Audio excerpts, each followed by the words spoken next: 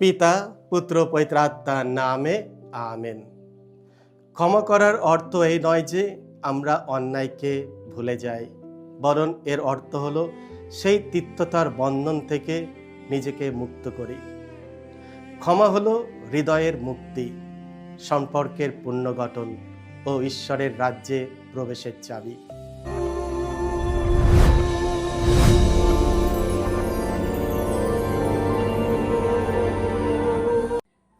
খ্রিস্টতে আমার পরম প্রিয়জনেরা, আজ আগস্ট মাসের 13 তারিখ, সাধারণকালের 19তম সপ্তাহ, বৃহস্পতিবার।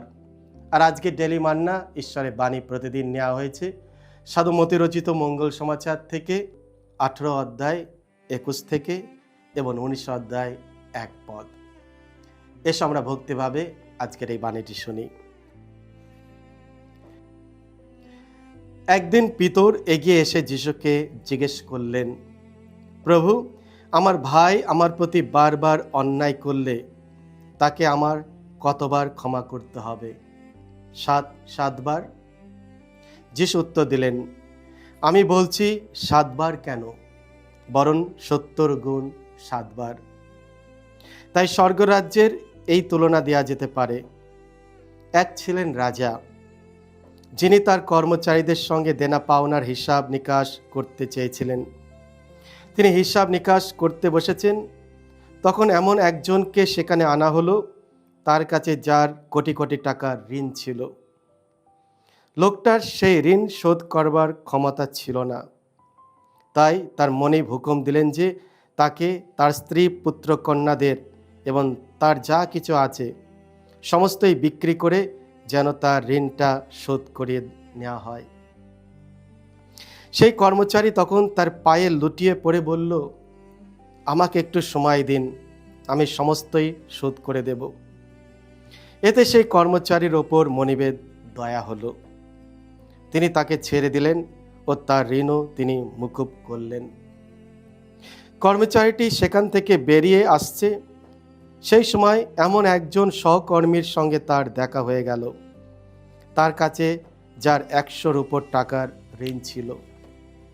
তাকে ধরে তার গলা টিপে সে তখন বলল, কি হে, তোমার দেনাটা শোধ করে দাও।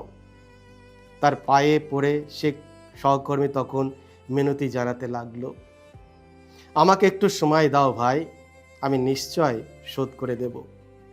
কিন্তু সে কিছুতেই রাজি হলো না, বরং সেখান থেকে গিয়ে তার ঋণ শোধ না করা পর্যন্ত তাকে জেলে পুরে রাখলো। এই ব্যাপার দেখে তার সহকর্মীরা খুবই দুঃখ পেল এবং তারা মনিবকে এসে সমস্ত ঘটনাটা জানালো। তখন তাকে ডেকে পাঠিয়ে মনিব বললেন, ওরে পাজি, আমাকে অনেক করে বলেছিলি বলেই আমি তোর সমস্ত ঋণ মুকুব করেছিলাম। তেমনি তোরও তো কি উচিত ছিল না তোর ওই সহকর্মীকে দয়া করা, যেমন আমি তোকে করেছি? তখন তার মনিব রেগে গিয়ে তাকে কারারক্ষীদের হাতে তুলে দিলেন, যাতে তার সমস্ত ঋণ শোধ না করা পর্যন্ত তাকে শাস্তি নিপীড়ন ভোগ করতে হয়। এরপর যিশু বললেন, তেমনি তোমরাও প্রত্যেকে যদি নিজেদের ভাইকে অন্তর থেকে ক্ষমা না করো, তবে স্বর্গে বিরাজমান আমার পিতাও তোমাদের অমন দশায় ঘটাবেন। সেদিন এখানেই যিশু এইসব বিষয়ে তার বক্তব্য শেষ করলেন। তারপর তিনি গ্যালিলিয়া ছেড়ে জুদিয়ার সে অঞ্চলে এলেন, যে অঞ্চলটি জর্দন নদীর ওপারে রয়েছে। বহু লোক তার পিছু পিছু সেখানে এসে হাজির হলো। তিনি তাদের যত রোগ ব্যাধি সারিয়ে তুলতে লাগলেন। এই হলো প্রভু যিশুর মঙ্গল সমাচার। প্রভু যিশু তোমার মহিমা প্রচারিত হোক। ক্ষমা করো, ক্ষমা পাবে। খ্রিস্টতে আমার পরম প্রিয়জনেরা, আজকের পবিত্র মঙ্গল সমাচারে যিশু নির্দয় দাসের উপমার মাধ্যমে ক্ষমার এক মহান শিক্ষা প্রদান করছেন। যারা আমাদের বিরুদ্ধে অন্যায় করে তাদের আমরা যেন ক্ষমা করি, এই আহ্বানেই তিনি আমাদের সামনে আজকে তুলে ধরছেন। আজকের পবিত্র মঙ্গল সমাচারের শেষে যিশু একটি কঠোর সতর্ক বার্তা দেন। আমরা যদি আমাদের ভাই বোনদের ক্ষমা না করি, তবে ঈশ্বরও আমাদের ক্ষমা করবেন না। আমরা যেন কখনো ভুলে না যাই যে আমরাও জীবনে বহু ভুল করেছি এবং অন্যদের কষ্ট দিয়েছি। নিজের দুর্বলতা ও অপূর্ণতার দিকে তাকালে অন্যকে ক্ষমা করা অনেক সহজ হয়ে যায়। ক্ষমা কোনো মুহূর্তের সিদ্ধান্ত নয়, এটি একটি ধীরে ধীরে সম্পূর্ণ হওয়ার প্রতিক্রিয়া। সম্পূর্ণভাবে ক্ষোভ ছেড়ে দিতে সময় লাগতে পারে, কিন্তু তা অবশ্যই সম্ভব। আজ পৃথিবীর সবচেয়ে বড় প্রয়োজন আরোগ্য, আর সেই আরোগ্যের শ্রেষ্ঠ ওষুধ হলো ক্ষমা। ক্ষমা করো, তবেই ক্ষমা পাবে, নচেত ঈশ্বরও তোমাদের ক্ষমা করবেন না। জীবনের পথে চলতে গিয়ে আমরা সকলেই এমন পরিস্থিতির সম্মুখীন হই যখন অন্যের কথায় বা আচরণে আমরা আহত, প্রতারিত কিংবা অন্যায়ের শিকার হই। এই অভিজ্ঞতাগুলি আমাদের হৃদয়ে গভীর ক্ষত সৃষ্টি করে, কিন্তু সেই কষ্ট, রাগ, বিদেয় ও তিক্ততাকে আঁকড়ে ধরে রাখলে আমরা নিজেরাই আরও ভারাক্রান্ত হয়ে পড়ি।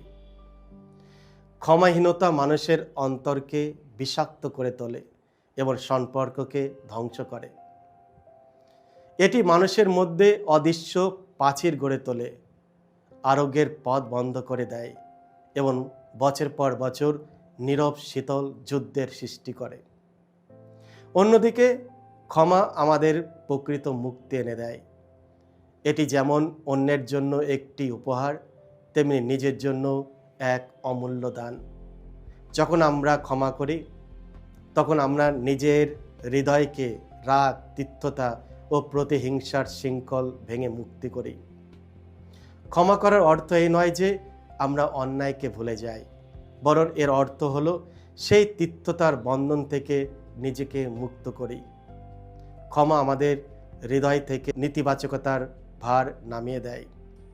এটি যেন হাতে ধরা একটি জ্বলন্ত চারকোলের ফেলে দেওয়ার মতো, যে চারকোলটি এতদিন ধরে আমরা হাতে ধরে রেখেছিলাম, অথচ তা অন্য কাউকে নয়, বরং আমাদের নিজেদেরই পুড়িয়ে দিচ্ছিল।